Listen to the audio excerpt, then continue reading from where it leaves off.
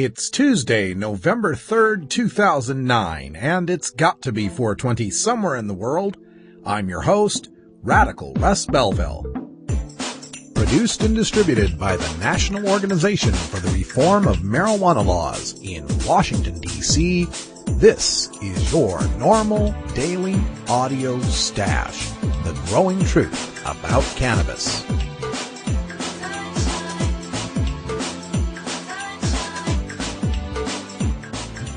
Welcome to the most popular podcast regarding marijuana in all of America and all the world, featuring interviews with scientists, politicians, doctors, prohibition policy activists, regular cannabis consumers, musicians, and NORML staff and NORML's board of directors, along with music and comedy no other podcast can offer. You can always find out more about our show at our website, stash.norml.org, and continue the education and conversation on our blog as well. We're ending marijuana prohibition with education, one listener at a time.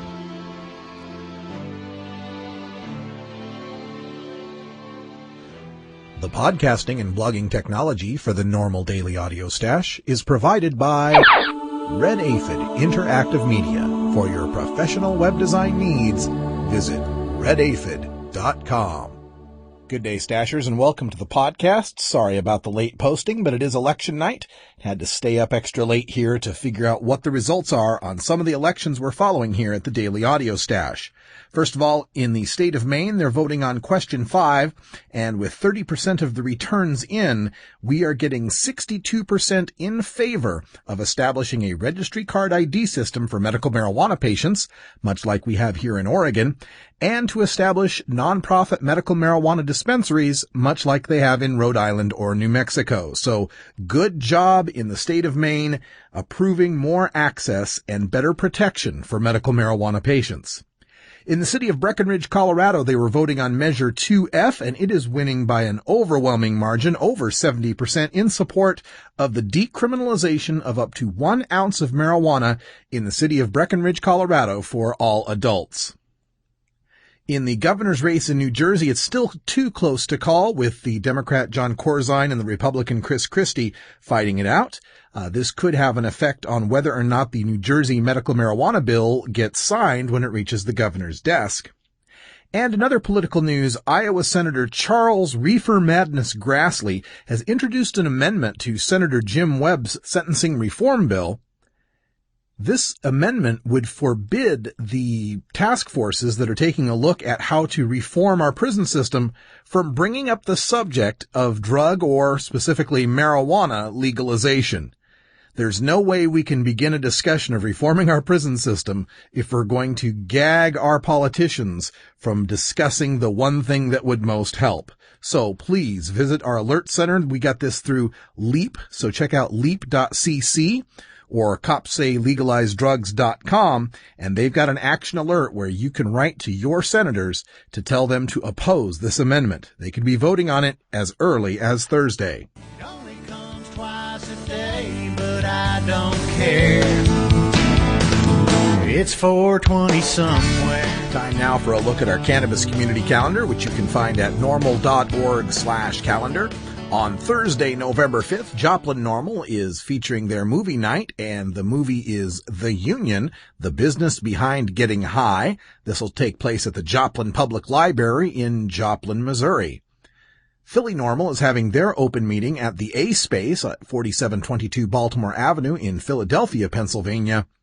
And a weekly meeting for Oberlin College NORML in Ohio will be taking place also on Thursday. On Saturday, November 7th, the Missouri NORML Conference takes place at the Missouri University campus Ellis Library Auditorium in Columbia, Missouri, featuring remarks from Dan Vietz from Missouri NORML and the NORML Board of Directors, and Paul Armentano, NORML's Deputy Director, will be giving a presentation. Also, Michigan NORML is having their statewide fourth quarter meeting. This will be taking place in Prudenville, Michigan, for all subchapters of Michigan NORML. And on Monday, Kansas City NORML is having their meeting at 4010 Pennsylvania Avenue, Kansas City, Missouri. For more information, including the dates, times, maps to locations, and websites for contact information about all of the events on the NORML Cannabis Community Calendar, you can visit norml.org/calendar. And if you'd like your NORML chapter's events to be listed on the calendar and read in this podcast, send me an email at stash@norml.org. It's a NORML shout-out. For our shout-out today, we give a shout to the folks in Denton, Texas, specifically at the University of North Texas, where I've received 2 different emails this week from students who want to form a chapter there. Well, you're 2/5 of the way there. Just find 3 more of you, and we can create a college chapter at the University of North Texas. Statewide, I want to shout out to the Upper Plains, to the states of Minnesota and North Dakota. Got emails from both of those states this week, and they're looking for others to join them. So send me an email at stash@norml.org if you'd like to get involved with forming your own NORML chapter. It just takes 5 people, and forming a nonprofit organization in your chapter's name will help you with all the materials you need. Coming up on your NORML Daily Audio Stash, we begin with your hemp headlines, which include a look at a Northern California prosecutor who says they will still prosecute medical marijuana in the state of California, despite the Department of Justice memo recently released by the Obama administration. Then we have 2 stories from the state of Iowa. First, our drug czar, Gil Kurlikowski, was in the state, and he seems to have recommended Washington's medical marijuana law for the state of Iowa. And Iowans testify in favor of a medical marijuana law in the state, including our own stasher, Reverend Ray Green. For our daily Toker tunes, we're bringing you some hard rock from a group called Diamond Dog that I found on GarageBand.com with the hardest song I've ever heard called 420. And I've heard a lot of 420 songs. In our NORML Newsmakers, we bring you part 2 of the debate between Chris Goldstein and Terrence Farley, a former prosecutor, where Chris just eviscerates his medical marijuana reefer madness. We've gotten a lot of good comments about this debate. All that and more coming up on your NORML Daily Audio Stash. Hello, I'm Paul Stanford from the Hemp and Cannabis Foundation, or THCF. Medical marijuana is legal in 13 states today, and THCF has clinics in 8 of those states. Our doctors help qualified patients obtain an authorization for medical marijuana in their state. Patients are eligible for medical marijuana with a history of either severe chronic pain and or nausea, cancer, AIDS or HIV, hepatitis, glaucoma, seizure disorders like epilepsy, chronic muscle spasms such as multiple sclerosis or asthma, neurodegenerative diseases such as Alzheimer's, and gastrointestinal disorders like IBS or Crohn's disease. If you or someone you know has one of these conditions, our doctors will help you obtain a permit for medical marijuana. THCF Medical Clinics has offices in Washington State, Oregon, California, Colorado, Hawaii, Nevada, Montana, and now Michigan. Call 1-800-723-0188 or go to the web at hemp.org or 1-800-723-0188.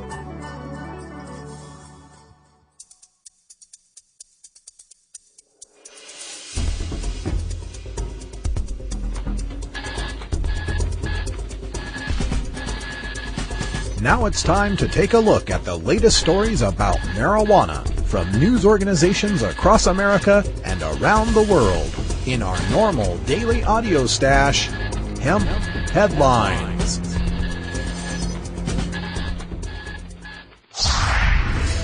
Northern California federal prosecutors says they will continue to raid dispensaries despite Department of Justice memo. From Mission Local.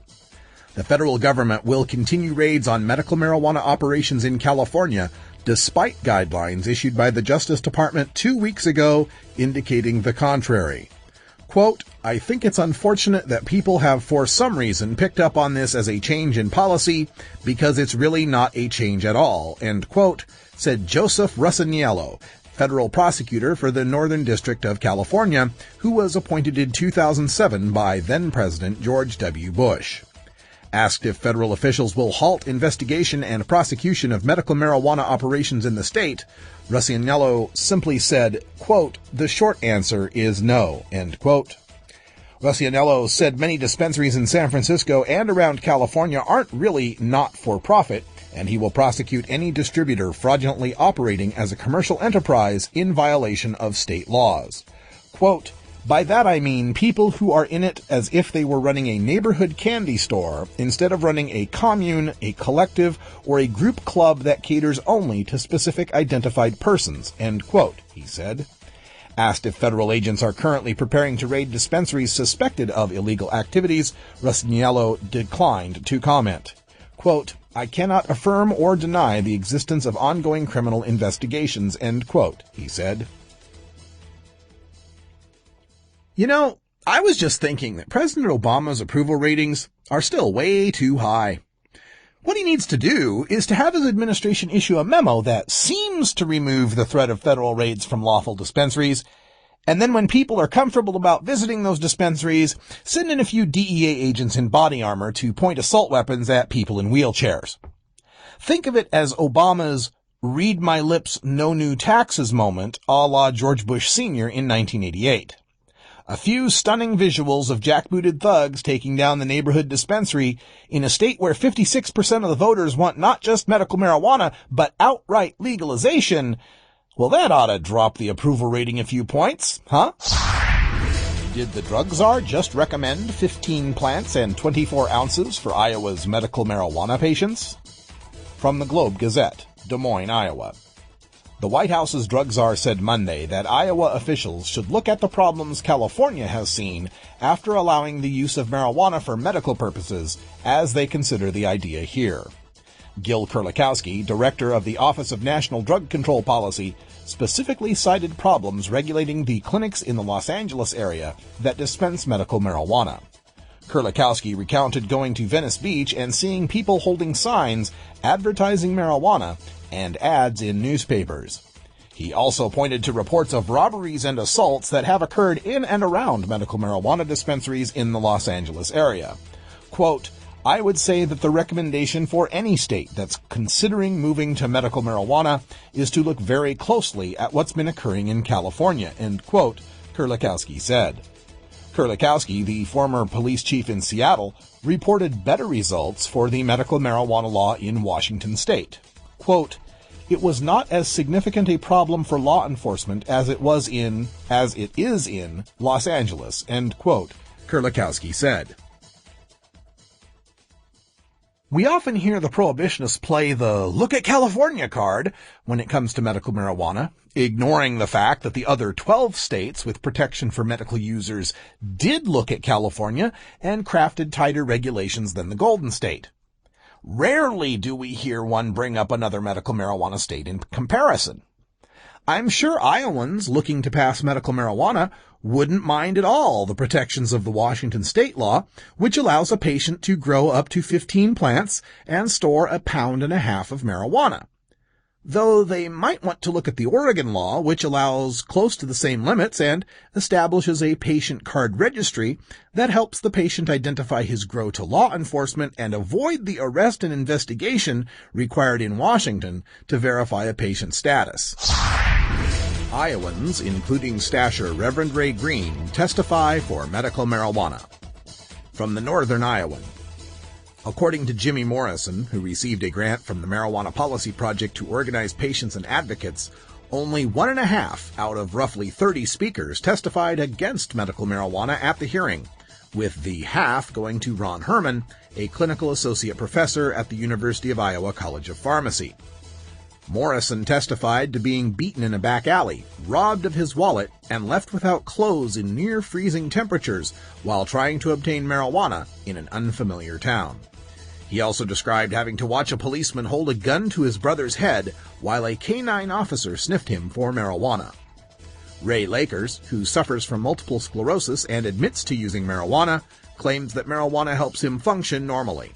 Quote, "Now we are here, and I am here to bring tear after tear, all of us living in fear," he said, fighting back his own tears, "because patients are being denied a choice," end quote. The choice Lakers said he is denied is the ability to choose medical marijuana over other doctor-prescribed medications. Quote, "I don't want to be associated with cocaine and meth or whatever," said Lisa Jackson, a Crawfordsville resident and sufferer of fibromyalgia. "I just want some pain relief. I want some relief. I want to live. I want to be allowed to live. I want to be allowed to be a mother. I want to be allowed to be a wife. and I want to be allowed to be a good person, and smoking marijuana allows me to do that. Is it worth going to jail?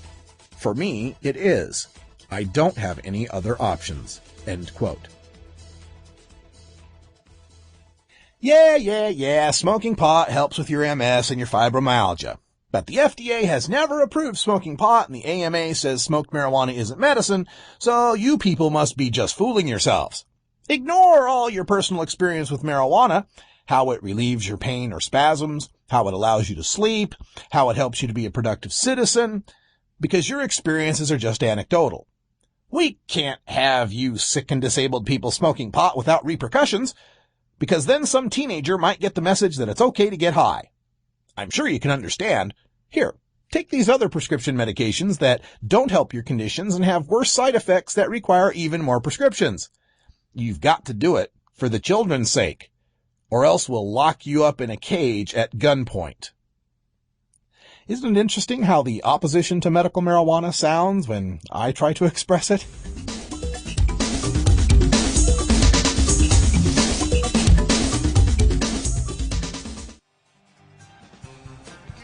76% of Americans no longer support arresting and jailing marijuana smokers, and nearly as many support the medical patients having access to medical marijuana. And over 80% of our citizens now believe the war on drugs is an ineffective failure. So the question is, when will the government's misguided war on adult marijuana smokers finally end? When? Simple.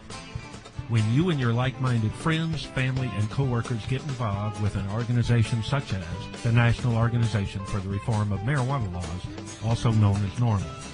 My name is Keith Stropp, and I founded the organization in 1970.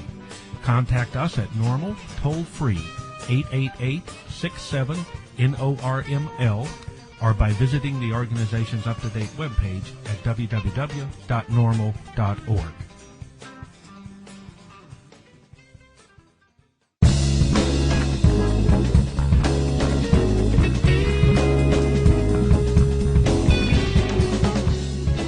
Here at the NORML Daily Audio Stash, we believe in spreading the growing truth about cannabis. One way we reach out to the cannabis community is through 420-friendly music from all genres that uplifts, entertains, and informs the public. Our pod-safe music is donated by freedom-loving musicians who share our goal of ending adult marijuana prohibition. If you'd like to submit your song to be played on the Daily Audio Stash, send it to us at music@norml.org. We'll help promote your gigs, recordings, and websites, and maybe even interview you about your musical career. Now, here's some more great independent marijuana music for today's Daily Toker Tunes. There isn't much I can find on this band from Rockford, Illinois called Diamond Dog. The band was formed in 1999, and I found this track called 420 up at GarageBand.com. The latest gig I see listed for them was in 2003, and their website, diamonddog.net, is a dead link. But I just had to post this track because it was the hardest rocking song I'd ever heard celebrating 420. If you have any information on whatever happened to Diamond Dog, send me an email at stash@norml.org. This is Diamond Dog with 420.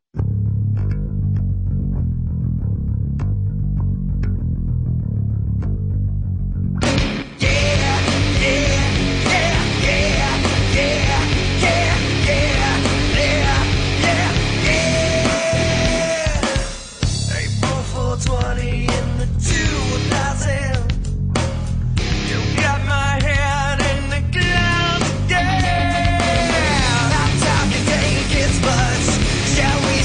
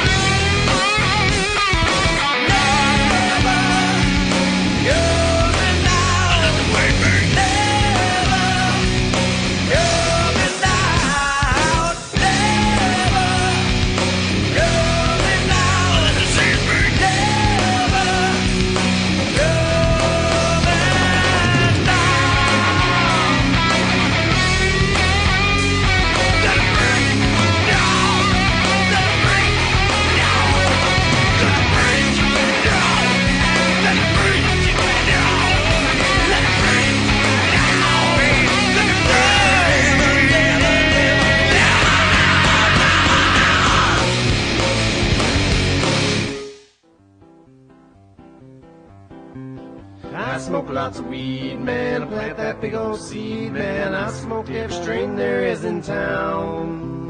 From the super sticky green to the headache mixed brown, I smoked every strain there is around. I know that I like it. I know that lots of people like it. So let's see what happens if you overdo it. Do we have any pot smokers here today? Any at all?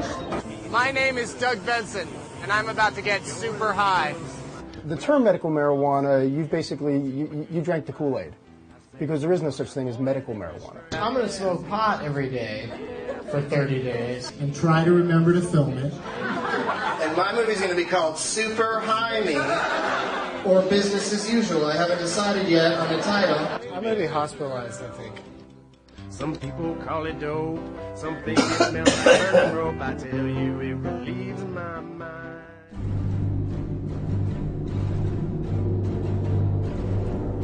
The effects of marijuana prohibition are felt by all Americans in every walk of life, regardless of race, creed, color, religion, party politics, social status, wealth, gender, sexual orientation, or even one's use or non-use of marijuana. As the marijuana smokers lobby, NORML hears the stories of these average Americans and brings them to the attention of our policymakers and our fellow citizens in this segment we call NORML Newsmakers. Yesterday we played for you part one of a debate that appeared in New Jersey public television between our own Chris Goldstein, the executive director of NORML New Jersey, an advocate for the Coalition for Medical Marijuana New Jersey, and the founder of the Daily Audio Stash podcast that you're listening to. Chris was debating against Terrence Farley, a former prosecutor and narcotics officer, and the way that Chris has smacked down all of Terrence's reefer madness points is just beautiful to watch. The videos are up online. We've got a link to them at stash.norml.org. And now we play for you part two of the audio of the debate between Chris Goldstein and Terrence Farley. Mr. Farley, what policies should be in place if one of the bills passes in November to keep marijuana from being abused by the general public? Well, unfortunately, the one policy that should really be in effect, I don't think we have any ability to pass. And that is, since both bills give the opportunity to change upon the recommendation of our state medical association, not the doctors, but the state mental or the state health department can change any part of this act that they want. And we expect that that's one of the things that will happen, as has happened in other states, that there are more drugs that can be used in greater amounts without, again, having any testing process whatsoever. Mr. Goldstein made a comment about nobody dies. They always say that because it's not toxic in that nature. But tell a mother of the 14-year-old girl who lived outside of San Francisco whose brother gave her an ecstasy tablet, and instead of getting her medical treatment, they gave her medical marijuana, and she died the next morning. Tell the people who have been murdered by marijuana users. One of the biggest problems with marijuana is the effect it has on young brains. And we have case after case throughout the country, all of which get major publicity, showing that these kids, because they have used so much marijuana, have murdered people for crazy reasons. There was the lawyer in California whose wife was murdered because the pot user thought his pot was delivered to their house and not his. And there are cases like that all over. There's no way that you could start a bill like we have here and say it's never going to be misused.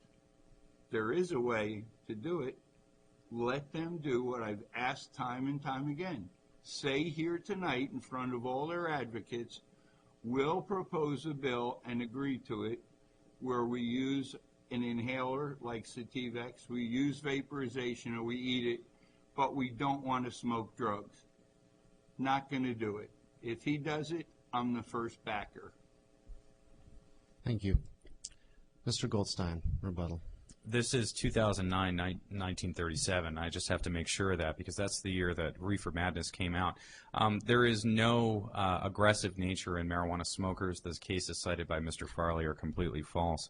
I really have to wonder at that attitude, though, towards marijuana users out there. Medical marijuana is something that is beneficial to the public. It is beneficial to the users. And bringing up other drugs really doesn't play into the equation. But again, you know, that is the nature of narcotics officers and people who work in narcotics. They mix these things together. Medical marijuana is a singular argument, there to help the sick and dying patients of New Jersey. It does not have any aggressive impact on the user, quite the opposite. And quite frankly, rhetoric like that, lying to the public, especially from a position of somebody who's an instructor here at the college and in the position of law enforcement, is the thing that undermines the credibility of prevention in the future. And I really do hope that opposition will stop lying at least. Thank you.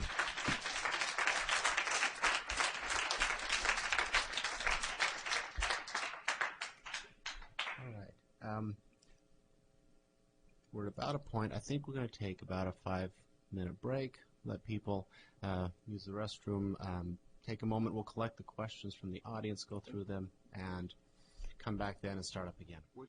All right, ladies and gentlemen, Mr. Farley, Mr. Goldstein, welcome back. The way we're going to do these first couple of questions, they're broad enough in direction that I would like to ask them of both of you. So we'll go with response from one, response from the other, and 3 minutes on those, and then a minute rebuttal for each. The first question, and we will then just start out with Mr. Farley. What is the fiscal impact of implementation on New Jersey? What would be the fiscal impact of implementing the existing proposed legislation in New Jersey? Nothing, because it doesn't address it. All right. Mr. Goldstein, what would be the fiscal impact of implementing this? Well, according to both versions of the bill that exist right now, we'd see quite a significant fiscal impact. First of all, on the public safety budgets of our communities. We spend money in our public safety budget right now to arrest, prosecute, and jail medical marijuana offenders. That would stop. So we'd save a lot of money that way. Second of all, under provisions of the bill, the alternative treatment centers would have medical marijuana for sale. There would be tax proposed into the sale of medical marijuana. The fiscal impact here, Mr. Farley mentioned Oregon. Oregon's medical marijuana program nets a profit for the state based on their $250 a year annual registration for the medical marijuana program. Here in New Jersey, we may be able to tax medical marijuana. The benefits could net the state up to $5 million a month. Okay. Rebuttal, Mr. Farley. We may be able to do anything. We may be able to fly, but you asked what are the impact of these bills. These bills don't mention fiscal matters at all. And as far as how much it costs to implement the law, that's what it costs to implement the law. And, you know, we keep hearing the same thing, that we're jailing medical marijuana users. That is such nonsense that it really doesn't even need a response. But you notice you've heard it maybe 10 times tonight, because that's the way they get these bills passed, by having legislators who have no medical knowledge get compassionate with people, as they would say, by telling people we're putting them in jail. I did a debate in Congress back in the 90s against a group called FAM, Families Against Minimum Mandatories. We spent almost a year, and Senator Schumer gave them 6 months to come up with egregious cases. And of the several 100,000 arrests, there were 6 times that they said the arrest was not maybe proper. Thank you. Rebuttal, if you would like. You know, on this issue, people are in jail right now. There's the case of John Ray Wilson. He's being prosecuted by the Deputy Attorney General of New Jersey for growing 17 marijuana plants behind his house. He is facing a 15-year felony sentence because in New Jersey, even one marijuana plant can bring you a felony charge of operating a drug manufacturing facility. One single marijuana plant. That's in the case of medical patients who don't want to risk themselves and their family on the underground market and who want a safe access program. When we say safe access, it means keeping people off the streets and keeping people in alternative treatment centers to get their medications so they don't have to resort to growing it at home. And when you do grow it at home, just like John Ray Wilson, who is a 36-year-old man with MS, facing a 15-year prison sentence, if John gets that 15-year felony, that's a death sentence for John. That's what happens to MS patients, Mr. Farley. Thank you. All right, this question comes from one of our attendees today. Mr. Goldstein, directed to you. Since medical marijuana is beneficial, why is it still a Schedule I substance under federal law? There's actually a simple answer to that. In 1972, the Nixon administration did a blue ribbon presidential commission. It was called, in colloquial terms, the Schaefer Commission. It was the Commission on Marijuana. They took experts, psychologists, sociologists, medical professionals, societal professionals, elected officials. In fact, it was run by a former Republican governor of Pennsylvania, Robert Schaefer, who passed away last year. They went around the country for 2 years and came back with their recommendation, which was to remove marijuana from Schedule I in the Controlled Substances Act, remove it from Schedule I in the CSA, and also decriminalize personal possession. President Nixon, on his own authority in the White House, and I've actually listened to the tapes of when Mr. Schaefer came to the White House to issue his report. I don't think I've ever heard a president curse so much. President Nixon wanted the commission to keep marijuana illegal. When they came back with the common sense recommendation, based on their own observations and their own study of the problem, that marijuana be removed from Schedule I, he did not do it.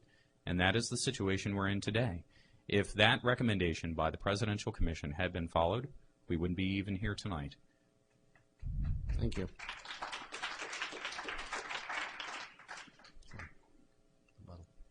Rebuttal, Mr. Farley. Well, again, we're dealing with if the world ended tomorrow type argument that Mr. Goldstein uses all the time. They didn't change it, so what? The problem is we do have it under Schedule I. Do I care if it's Schedule I or Schedule II or Schedule III? Answer is absolutely not. And most law enforcement officers would probably tell you it really doesn't belong there. That Schedule I ought to be heroin, cocaine, maybe LSD. There's no big deal, and it would not have changed things one iota. Whether this is a Schedule I or II or III drug doesn't determine whether it's illegal or whether or not you can use it illegally. It has no impact here whatsoever. Thank you. Mr. Farley, another one from the audience. Why is the FDA's non-approval of marijuana used in the opposition argument if the FDA cannot test a Schedule I drug? Well, there's no such thing as the FDA can't test them. I don't know where that story came from, but they test them all the time. The FDA has approved hundreds of studies of marijuana. We have a 200-acre farm at the University of Mississippi that's been there for about 30 years, that if you can get approval from the government to do a study, they'll give you the drugs. As a matter of fact, they had about 40 people who were getting the drug for their conditions. Only one is still living. They all died over the course of the years. But the fact is, it's still there. There's no prohibition against a Schedule I drug, or we would have no Schedule I drugs that you could use. And there are tons of Schedule I drugs that are pharmaceutical drugs. Is there some law that happened that I don't know about that all of a sudden the government can't look at the efficacy of a drug? That, again, is a story that comes out of the rest of the fallacy of these arguments. Thank you. Rebuttal. Well, it's kind of hard to go here. Mr. Farley really needs to keep up with his research. The University of Mississippi does indeed manufacture marijuana for a set of originally 9 federally approved patients. There are more than one alive. In fact, I was hanging out with 2 of them at the same time in San Francisco just about a month ago. They're still in that program now. The FDA and Schedule 1 and Schedule 2, this is a clear distinction. So heroin is in Schedule 1, morphine is in Schedule 2. There are no Schedule 1 drugs that are available for prescription, Mr. Farley. None at all. That's why there is Schedule 1. In fact, the definition of Schedule 1 is that it has no medical value. That's why we fight so hard for the scientific evidence out there to be accepted by the FDA today. The barriers that are out there to FDA approval are many, and it is convoluted bureaucracy for sure, but that is the value of state-authorized medical marijuana programs. Do we wait while we throw more people in jail? Do we wait for the FDA and this 70-year-old policy to end? No. We stop arresting patients. Thank you. Mr. Goldstein, another question from the audience, slightly reworded by the moderator. If medical marijuana is passed, what restrictions and safeguards will be put on it to ensure that those who are under treatment will not be a danger to themselves or others? Incapacity similar to driving, as the person mentions here, or in the workplace. What safeguards are available, are written into the law right now? Certainly. Actually, one of the great things about the New Jersey Compassionate Use Medical Marijuana Act is that it draws on the experience of the 13 states that already have active legislation. This bill has been considered by the New Jersey legislature for almost 5 years. It has been gone through with a fine-tooth comb. It has been reworded and restated 17 times since the bill's introduction. What you have here is the most restrictive program proposed in the entire United States. To make sure that no one gains access to medical marijuana other than qualified patients, the process would be this. You would go to your doctor, your bona fide physician caregiver, as laid out by the law. If they felt medical marijuana would be beneficial for your condition, they would write you a recommendation, but that wouldn't be enough for you to get pot. You would have to go to the Department of Health with that recommendation, and then the Department of Health would have to approve that recommendation, at which point you would get a registry card, and then you would go to an alternative treatment center to acquire your medicine. As far as safeguards, within the bill, it outlines that you cannot operate an aircraft, a motor vehicle, or a boat while you're using your medical marijuana, just like we wouldn't want anyone operating an aircraft, a boat, or a motor vehicle if they were taking codeine cold medicine during the day as well. It's a standard recommendation for many medications and therapies out there. In fact, if you're put into a sauna and given a massage at a chiropractor's office, they recommend you not drive after that too. So the safeguards are built within the bill. It outlines that already. But also more important within the bill are the protections for the physicians and the patients themselves. Physicians and patients can't be sanctioned for recommending marijuana. Physicians can't be thrown out off their board certifications for recommending marijuana for their patients. Patients can't be sanctioned by their business unions for actually using medical marijuana. So in many ways, this bill is actually stronger than other states. It takes away the discrimination that exists in some states still for medical marijuana users today. I think that this bill, the New Jersey Compassionate Use Medical Marijuana Act, and you're speaking with someone who has read cover to cover, and I know this bill by heart, about 16 pieces of medical marijuana legislation. You won't find anything much more rock solid than the Compassionate Use Medical Marijuana Act of New Jersey. We're actually very lucky. Our legislators have very carefully crafted this bill to make sure that it is the safest, most accessible bill in the United States we've got. Thank you. Rebuttal, Mr. Farley. I'd like to know what bill he's talking about, because we have 2, and among his group, there's a huge fight over the restrictions. The first bill was very much like California. The second bill is very much like Rhode Island, much more restrictive, and they're now fighting between themselves to get the less restrictive bill. And as far as safeguards, the question you asked, which he ignored completely, what safeguards? There's not a single safeguard in this bill that has any meaning whatsoever. He mentions you can't operate a plane. Well, you can't do that with alcohol either. But we know from studies in the United States and other countries that people are as likely to use use marijuana as they are alcohol and operate a vehicle. And the numbers are astronomical. Thank you. All right, question for you, Mr. Farley, from the audience. Why does the way a person receives this medicinal marijuana matter? For instance, vaporization or edible. Either way, you are receiving the marijuana.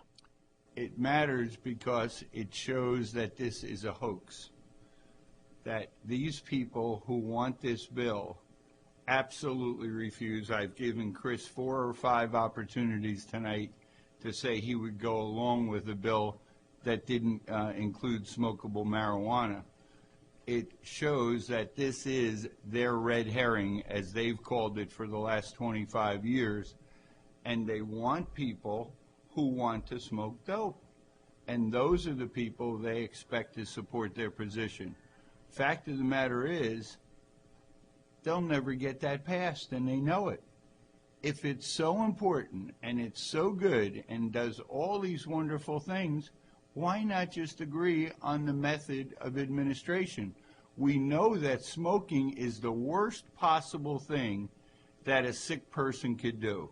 It affects your immune system, many, many other systems, and every medical association in the world says you do not take a medicine by smoking it, that it's deleterious on its own just being smoked. That's why it's important. Thank you. Rebuttal, Mr. Goldstein. Marijuana does not impact your immune system in a negative fashion. Studies done at the University of California show that AIDS patients who use regular amounts of medical marijuana actually have an increase in their T cell counts. The issue of smoking medical marijuana is an important one. It is the easiest method that patients can actually utilize. It's been used by humans for 5,000 years. There are no deleterious effects towards moderate long-term use of marijuana by medical patients. That's a well-documented fact. Why would we want to advocate for marijuana to be used in a method that is not consistent with how it's already being used today and how it's been used by humans for thousands of years? Vaporization is a great new technology, one that actually eliminates the polyhydrocarbons and some of the bad things in smoke. But again, that's for the most fragile patients. For most medical marijuana patients who seek to use marijuana therapy, they can safely smoke marijuana. Thank you. Now for you, Mr. Goldstein, question.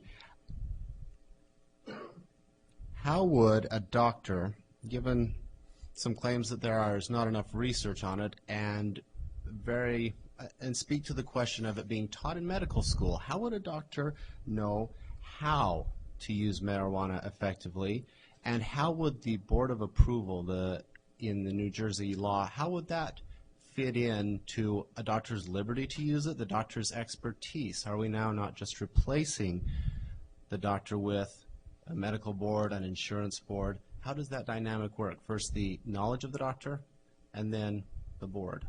Well, again, the science clearly contributes to the conditions that are outlined within the bill.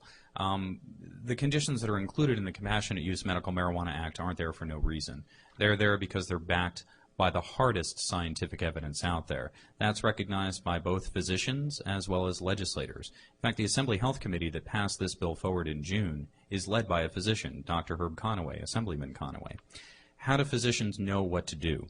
Well, physicians are exploring new therapies all the time. A dentist may come up with a new method of gluing on braces, and they send memos out within their medical organizations, and along with the scientific research, along with information from the company that's offering the product. That's what happens today with medical marijuana.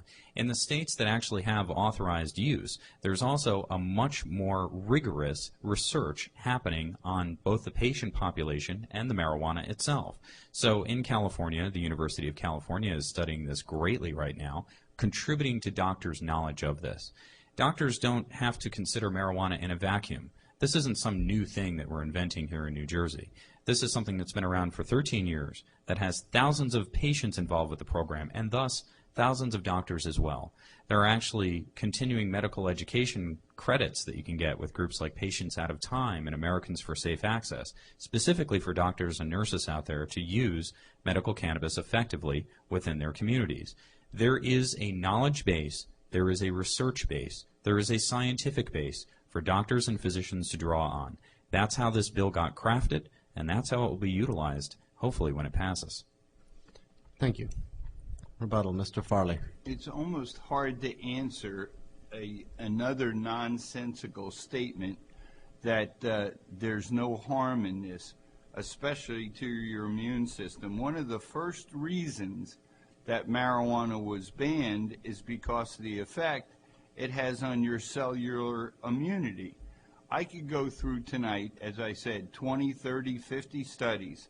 Harvard saying it affects baby boomers and heart attacks. University of California, marijuana smoke was the common link among a number of other healthy young people who developed fast-growing cancerous tumors. Another study at UCLA indicates that smoking marijuana may increase the risk of head and neck cancers. And I can go down each one of them, and what Mr. Goldstein is telling you is that none of this exists. It's not true. Well, it's about time they came up with some real answers. If he's so hot on this bill, why don't we get some of their so-called research and put it out there and let the American Medical Association, the American Cancer Society, the American Glaucoma Society, let them look at it, because they don't. They say it's not good. Thank you. Is there a rebuttal to a rebuttal? We No. forbade that in the I'm first sorry. round, so we're going to leave it there. The question to you, Mr. Farley, then. Why has this bill, or these bills in this issue, taken so long to work its way through the New Jersey political system? I'm not so sure it's a question of moving through the political system, although ultimately it has to be voted on. It's an incredibly contentious situation. You could see what we're talking about tonight. He's accusing me of lying. I'm accusing him of lying. He says he has his studies. I know I have my studies. We're down to the point today, and the reason you even have a shot at getting a bill passed is because we have legislators who are non-doctors. The fact that there happens to be one in the legislature talking about being in favor of this really means nothing. These are citizens who are determining the efficacy of a drug. Where did that ever happen? It never did. That's the whole idea behind the FDA. If we didn't have the FDA, New Jersey is the home of most of the major pharmaceutical companies in the world. Well, instead of having to go through 7 years of FDA approval, spending hundreds of millions of dollars, they'll just throw it in the legislature and they'll determine it. Is that the way you want medicine practice? It's certainly not the way I want it practiced. These people have no business being involved in whether this is good or not good, and that's part of the reason that it's taken so long to get anywhere. And fortunately, it's nowhere yet. Thank you. Rebuttal, Mr. Goldstein. One of the most overriding things I always notice when Mr. Farley and the rest of his opposition cohorts come to New Jersey Assembly Committee hearings is that they're always in police uniforms with guns on their hip. They're never doctors in lab coats with stethoscopes around their neck. They don't bring doctors. They don't bring patients. They bring people with guns. That's who's against medical marijuana here in the state, simply law enforcement. There are no doctors that you will find who testify against medical marijuana with Mr. Farley's group. Also, when it comes to Big Pharma, do you think that in the state where Big Pharma is based, if they were really against medical marijuana, they wouldn't be with Mr. Farley? But they're not. And they're not with us either. They're sitting it out. They're watching. I don't believe law enforcement should be doctors, but right at the back of this room, you'll meet a registered nurse, Ken Wolski. He's the director of the Coalition for Medical Marijuana of New Jersey. You'll find doctors, nurses, hospice care nurses. You'll find patients living and dying. But on the opposition, you only find law enforcement. All right. Thank you. We will now move on. Rather than having any more questions, we'll give each of the debaters a 3-minute closing statement, what you'd like the audience and everyone who's watching to take home from this discussion. We'll start with Mr. Goldstein. We'll go to Mr. Farley second. 3 minutes. You may go at your leisure. The New Jersey Compassionate Use Medical Marijuana Act has been before this legislature for almost 5 years. In that time, we at the Coalition for Medical Marijuana of New Jersey have indeed been in contact with dozens of people who have suffered because of our continued draconian prohibition of medical marijuana in this state. We believe that this bill's passage this year would both benefit individuals in this state, again, who are suffering with the most serious medical conditions and dying of the most serious medical conditions, and it will benefit the state itself. The Compassionate Use Medical Marijuana Act is compassion towards patients, it's compassion towards communities, and it's compassion towards law enforcement. We advocate for this bill to pass with less restrictions than we saw come out of the Assembly Health Committee, because we believe that greater access means greater compassion and greater care for our citizens. Medical marijuana is a non-toxic, scientifically proven, safe, and effective therapy. It is something that is used by hundreds of thousands of Americans every single day in the United States. People do better with medical marijuana. We want people in New Jersey to do better with medical marijuana. We don't want them to fear arrest, because one of the most important things in dealing with a situation like cancer or HIV is to be without stress, to be without the stress of arrest, the fear of prosecution, the fear of losing your family. They don't have to have that fear in 13 states. We hope that New Jersey will be the 14th state where that fear is taken away and treatment is given. The New Jersey Compassionate Use Medical Marijuana Act is up right now. It's in the final stage of passage. It passed the Senate in a full floor vote. It passed the Senate Health Committee. It passed the Assembly Health Committee. All three gubernatorial candidates, including Republican Chris Christie, said he would sign a medical marijuana bill. There is no better time to pass this legislation than right now here in 2009. If you'd like to help us with this bill, you can visit our website at www.cmmnj.org. Send a letter to your legislator. It takes less than 5 minutes, and we appreciate your support. Thank you very much.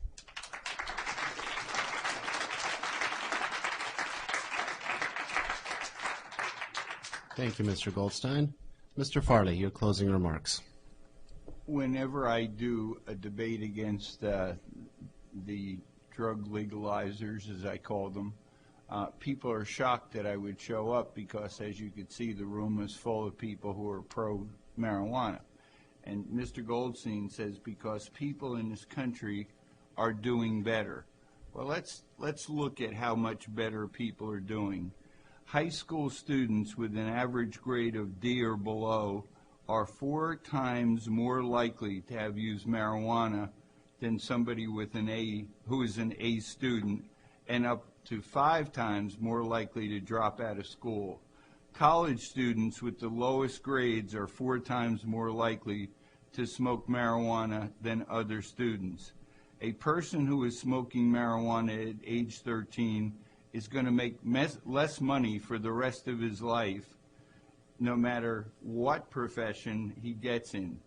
Mr. Goldstein made the outrageous statement that we come to Trenton carrying guns and wearing uniforms. Now, I defy him to say he's ever seen me, A, in a uniform, since I've never worn one in my life, or number 2, seen me with a gun.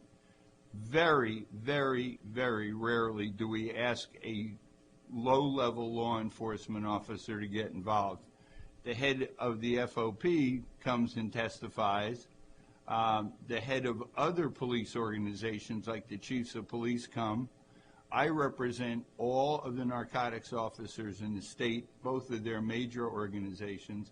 Nobody has ever come wearing it. It's just one more thing that they just don't care about the truth. And he'll say whatever it is to make him make his point here.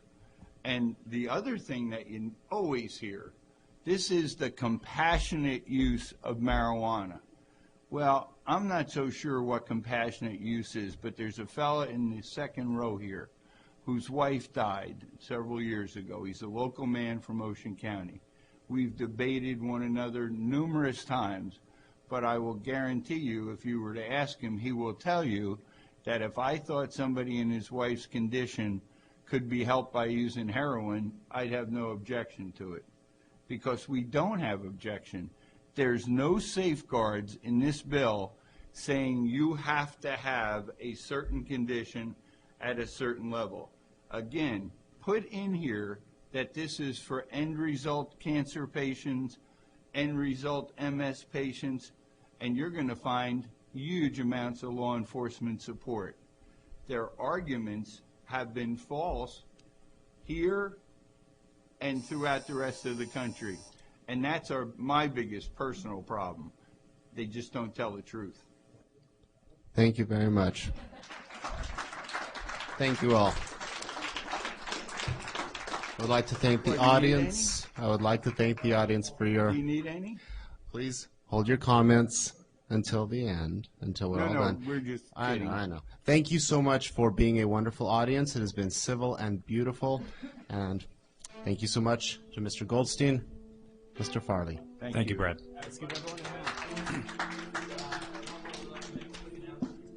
Thank you for downloading the NORML Daily Audio Stash, the growing truth about cannabis. We are produced by the National Organization for the Reform of Marijuana Laws in Washington, D.C. Our executive producer is Alan St. Pierre. Our deputy director is Paul Armentano. Our webmaster is Brian Judy. And web production is provided by Red Aphid Interactive Media. As always, you can catch up on the latest information about marijuana at www.norml.org. And you can interact and download from our Audio Stash blog at stash.norml.org.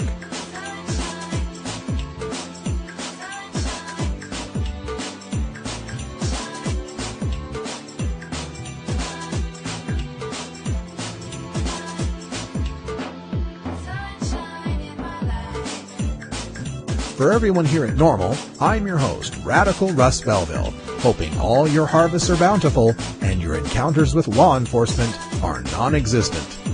We leave you today with thanks for downloading the podcast and a reminder that if you'd like to advertise on the NORML Daily Audio Stash podcast, the NORML Show Live Talk Radio, and on the Stash blog, we've got a bunch of new advertising packages for you.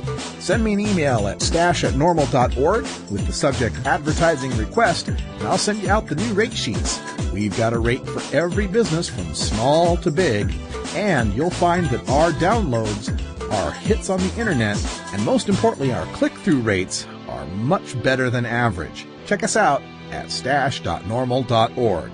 Tomorrow is Cannabis Science with Dr. Mitch Erlingwine. We're going to be talking about driving and cannabis.